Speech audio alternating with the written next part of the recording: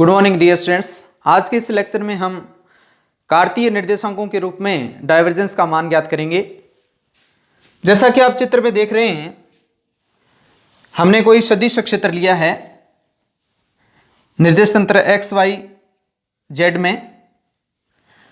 इस सदिश क्षेत्र में कोई बिंदु P स्थित है।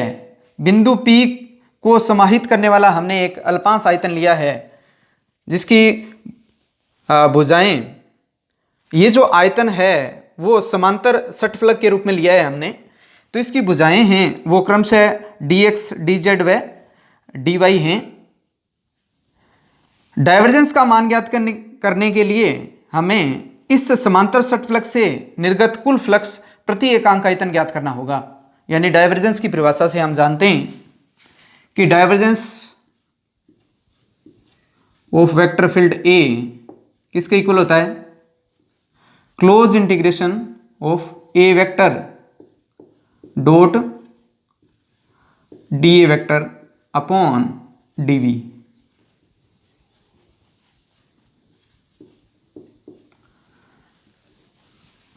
तो डाइवर्जेंस की वैल्यू ज्ञात करने के लिए हमें इस आयतन अल्पांश से निर्गत कुल फ्लक्स की गणना करनी होगी तथा इस फ्लक्स में किसका भाग देंगे? ये जो आयतन अल्पांश है इसका जो आयतन है उससे क्या कर देंगे? इस फ्लक्स को विभाजित कर देंगे तो किसकी वैल्यू आ जाएगी? उस वेक्टर फील्ड के डाइवर्जेंस की वैल्यू आ जाएगी। इसके लिए हमने बिंदु P पर जो सदिश क्षेत्र है वो लिया है ax i cap plus ay j cap plus az k cap. कहने का मतलब कि बिंदु P पर जो सदिश क्षेत्र का मान है वो क्या है? सदिश क्षेत्र है वो इस प्रकार परिभाषित है, यानी x अक्ष के अनुदिश सदिश क्षेत्र का जो कंपोनेंट है वो क्या है? ax है, जैसा कि आप इस डायग्राम में देख रहे हैं। इसको समझने के लिए मैंने ये जो अल्पांश आयतन है वो बढ़ा करके यहां बनाया है ताकि समझने में आसानी रहे। बिंदु P यहां है इस डायग्राम के अनुसार। इसको यहां देखें तो बिंदु P यहां है और सदिश क्षेत्र का x अक्ष के अनुदिश जो कंपोनेंट है वो क्या है? ax है। y अक्ष के अनुदिश कंपोनेंट ay तथा z अक्ष के अनुदिश कंपोनेंट है वो क्या है? az है। सबसे पहले हम इस समांतर षटफलक यानी इस अल्पांश आयतन से निर्गत फ्लक्स की गणना करेंगे। तो हम देख रहे हैं कि जो ये अल्पांश आयतन है इसके 6 फलक हैं। इन 6 फलकों से फ्लक्स है वो निर्गत होगा। तो कुल फ्लक्स है वो इन 6 फलकों से निर्गत फ्लक्स के योग के बराबर होगा। अलग अलग जो फलक दिख रहे हैं इनसे जो निर्गत फ्लक्स है उसके योग के बराबर होगा, जिसमें आप फलक देख रहे हैं EF GH IH GK तथा IK LJ तथा IH EJ तथा फलक LF GK तथा JEFL। कहने का मतलब ये 6 फलक हैं। इन 6 फलकों से फ्लक्स है वो निर्गत हो रहा है। तो कुल फ्लक्स की गणना करने के लिए हमें इन 6 अलग अलग फलकों से फ्लक्स है वो कितना निर्गत होता है इसकी गणना करनी होगी। तो कुल फ्लक्स कितना हो जाएगा वो देखें।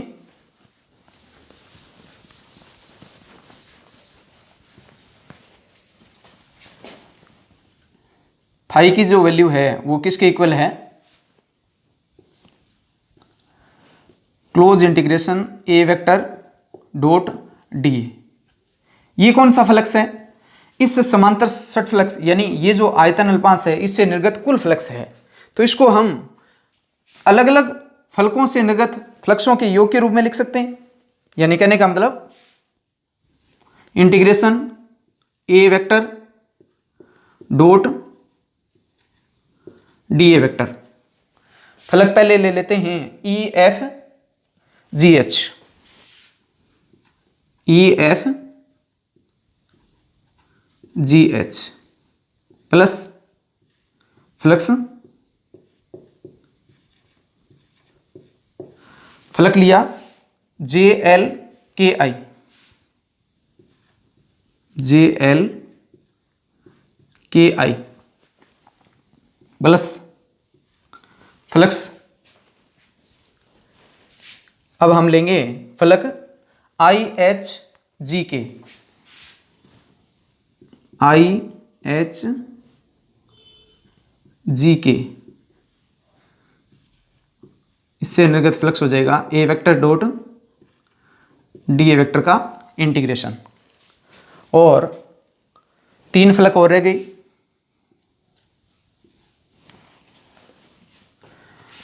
फलक जे E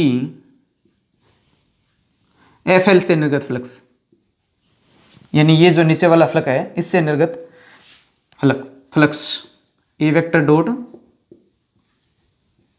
D A vector plus. अब हम फलक ले लें J E H I, J E H I, flux की वैल्यू हो जाएगी A vector dot d A vector का इंटीग्रेशन प्लस लास्ट जो फलक बचा वो कौन सा बचा, एल एफ जी के, एल एफ जी के फ्लक्स हो गया A vector dot d A vector. ये जो फ्लक्स है यानी E F G H flux, फलक से जो फ्लक्स निर्गत होता है उसको हम φ1 कह देते हैं, उसको अलग से परिभाषित कर देते हैं हम, इसको हम मान लेते हैं φ1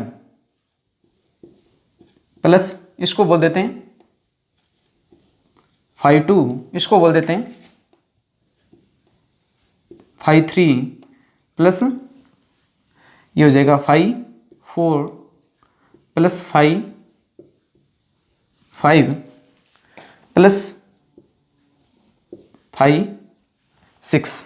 यानी कहने का मतलब ई एफ जी एच फ्लक्स से जो निर्गत फ्लक्स है वो क्या है φ1। इसी प्रकार अलग अलग फलकों से निर्गत फ्लक्स है वो किस प्रकार लिख सकते हैं हम, φ2 प्लस φ3 प्लस φ4 प्लस φ5 प्लस φ6 के रूप में लिख सकते हैं। तो ये क्या आ गया, कुल निर्गत फ्लक्स आ गया किससे, इस आयतन अल्पांश यानी ये जो समांतर सट फलक है इससे निर्गत फ्लक्स।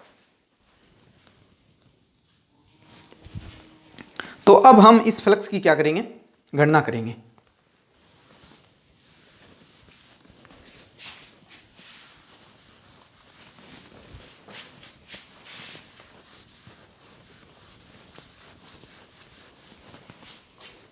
तो φ1 क्या है हमारा,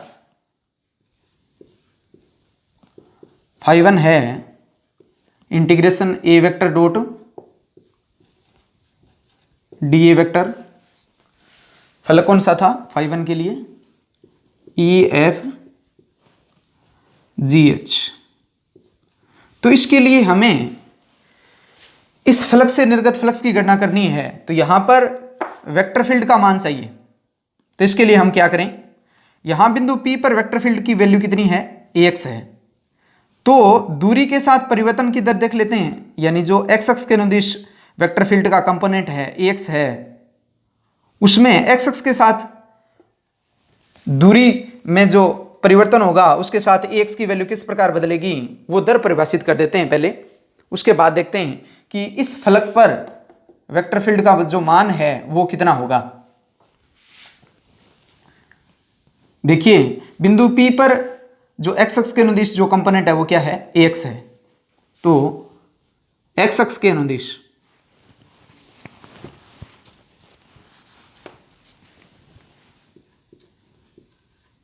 x अक्ष के अनुदिश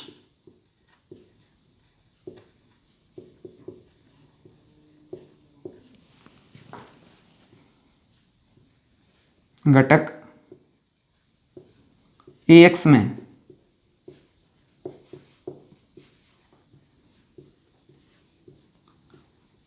दूरी के साथ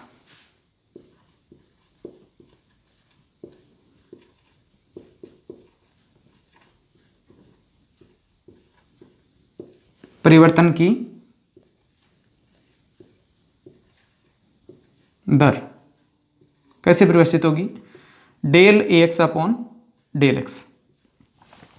दूरी के साथ परिवर्तन की दर हमें मालूम है, तो ये जो फलक है वो इस बिंदु से कितनी दूर स्थित है। देखिए ये जो टोटल दूरी है वो कितनी है, dx है, और ये बिंदु P है वो इस फलक के, ये जो समांतर सट फलक है या आयतन अल्पांश है उसके मध्य में स्थित है।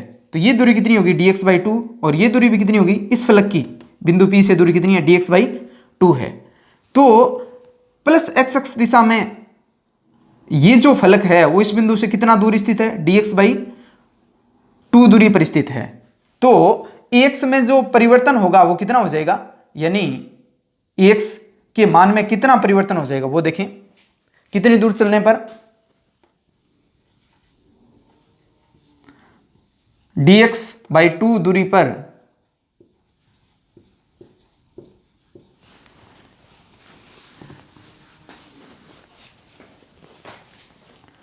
सदिश क्षेत्र का घटक क्या हो जाएगा,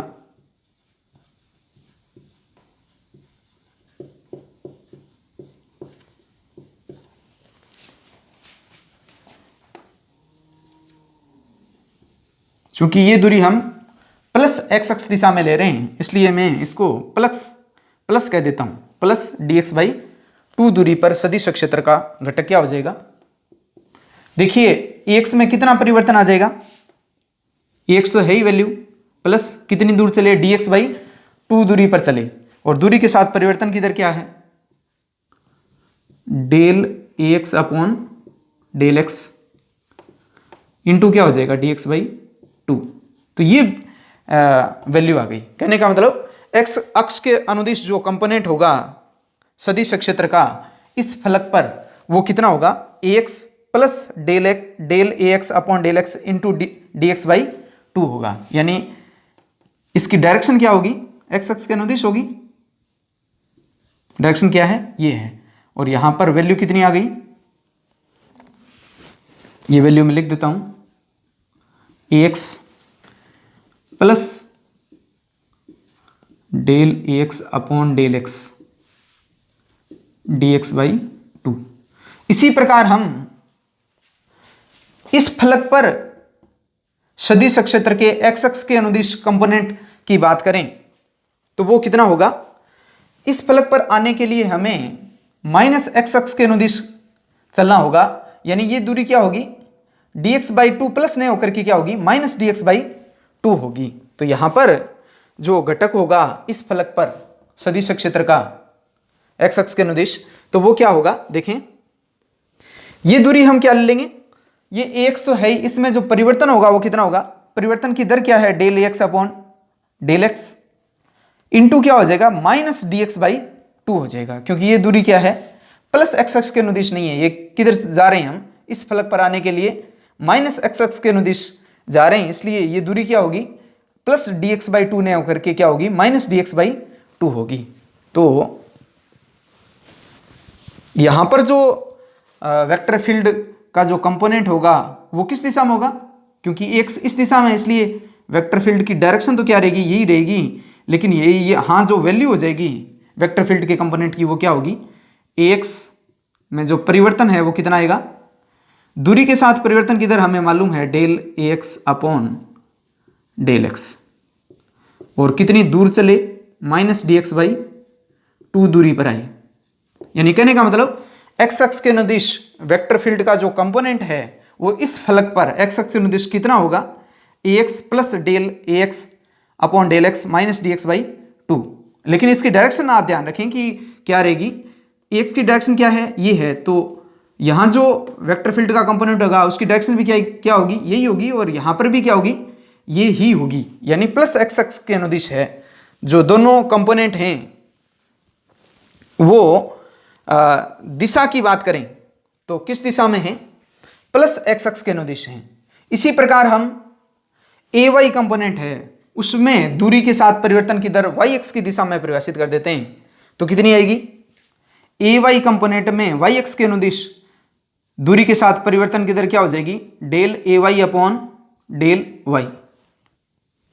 और हमें इस फलक पर वेक्टर फील्ड का कंपोनेंट ज्ञात करना है, तो दूरी के साथ परिवर्तन की दर वाई एक्स के अनुदिश कितनी है, ए वाई कंपोनेंट में del A Y upon del Y, और हम ऊपर इस फलक पर जाने के लिए कितना दूर चले, डी वाई बाई टू, क्योंकि ये कौन सी डायरेक्शन है, प्लस वाई डायरेक्शन है। इस बिंदु से ऊपर की ओर जाएं तो प्लस वाई डायरेक्शन है, तो परिवर्तन कितना आएगा, इनटू कर देंगे डी वाई बाई टू, यानी एकांक दूरी पर चलने पर ए वाई में इतना परिवर्तन आता है, तो डी वाई बाई टू दूरी पर चलेंगे तो कितना परिवर्तन आएगा, इतना परिवर्तन आएगा।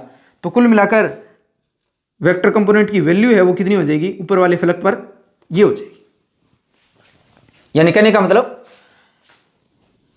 यहां पर जो वेक्टर फील्ड का कंपोनेंट है उसकी वैल्यू क्या होगी,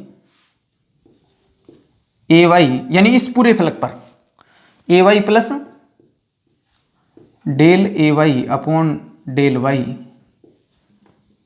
plus d Y by two, और वाई एक्स के अनुदिश ए वाई में दूरी के साथ परिवर्तन की दर कितनी है, del A Y upon del Y है। तो इस बिंदु से हम इस दिशा में चलें तो ये माइनस वाई डायरेक्शन है, इसलिए जो परिवर्तन आएगा ए वाई कंपोनेंट में कितना आएगा, दूरी के साथ परिवर्तन की दर क्या है, वाई एक्स के अनुदिश ए वाई कंपोनेंट में del A Y upon del Y, तो परिवर्तन कितना हो जाएगा, माइनस वाई डायरेक्शन में चल रहे हैं इसलिए क्या लिखेंगे, minus d Y by two, और यहां पर कंपोनेंट की वैल्यू क्या हो जाएगी, ए वाई प्लस इतना, यानी इतना चेंज आ जाएगा ए वाई कंपोनेंट में। लेकिन डायरेक्शन क्या रहेगी, डायरेक्शन देखिए ए वाई कंपोनेंट की क्या है, ऊपर की ओर है, तो यहां भी ये जो कंपोनेंट आया है इतना परिवर्तन हुआ है ए वाई में, तो ये डायरेक्शन क्या है, ऊपर की ओर है, और यहां भी क्या रहेगी, ए वाई की डायरेक्शन में ही रहेगी ये वैल्यू। तो इस फलक पर जो वेक्टर का कंपोनेंट है वो वाई डायरेक्शन में कितना है, यहां लिख देता हूं मैं, इस फलक पर A Y plus del A Y upon del Y, बिंदु से कितना नीचे आए हम इस फलक पर आने के लिए, minus d Y by two दूरी पर, क्योंकि ये कुल दूरी कितनी थी, इस फलक से इस फलक की दूरी जो हाइट है वो कितनी थी, डी वाई थी टोटल, तो ये दूरी कितनी रह गई, क्योंकि बिंदु मध्य में स्थित है तो ये दूरी रह गई डी वाई बाई टू, और ये दूरी कितनी रह गई, डी वाई बाई टू। ये दूरी क्या है, ये तो dx है, dx बाई टू है, ये dx बाई टू है, ये कितनी है, dy बाई टू है, लेकिन ये नीचे की तरफ है, इसलिए मैंने क्या लिखा, इस बिंदु से इस फलक पर आने के लिए हमें नीचे चलना पड़ता है, माइनस वाई डायरेक्शन में चलना पड़ता है, इसलिए मैंने यहां वैल्यू क्या रखी, minus d Y by two रखी।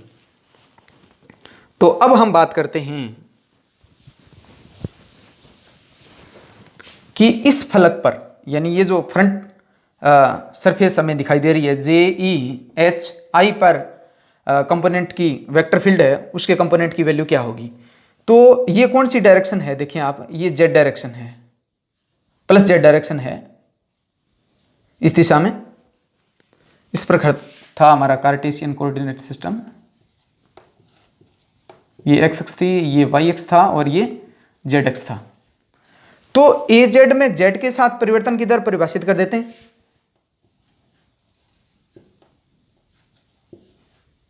यानी जेड एक्स के अनुदिश ए जेड में दूरी के साथ जो परिवर्तन की दर है वो कितनी है, del A Z upon del Z. देखिए इस बिंदु से, बिंदु पी से हमें इस फलक पर आने के लिए कितना आगे चलना पड़ेगा, प्लस जेड डायरेक्शन में चलना पड़ेगा, कितना, डी जेड बाई टू दूरी चलना पड़ेगा, क्योंकि ये जो चौड़ाई है वो टोटल कितनी है, डी जेड है।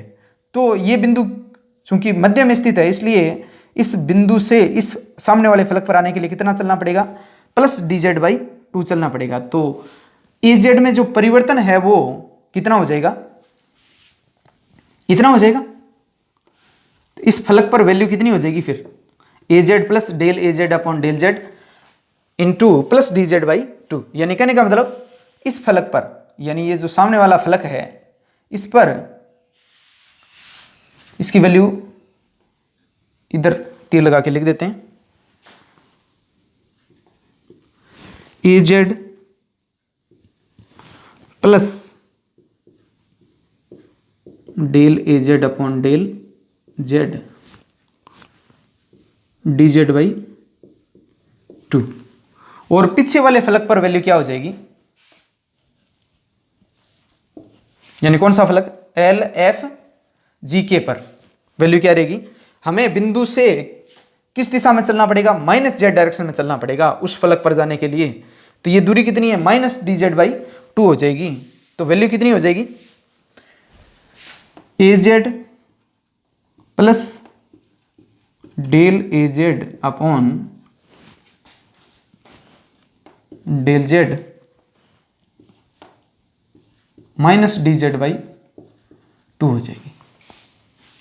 तो भिन्न भिन्न फलकों पर वेक्टर फील्ड के जो कंपोनेंट होंगे वो हमने ज्ञात किए। यानी फलक ए पर जो वेक्टर फील्ड का, फलक ई एफ जी एच पर वेक्टर फील्ड का जो कंपोनेंट है वो कितना है, एक्स एक्स के अनुदिश A x plus del A x upon del X d x by 2।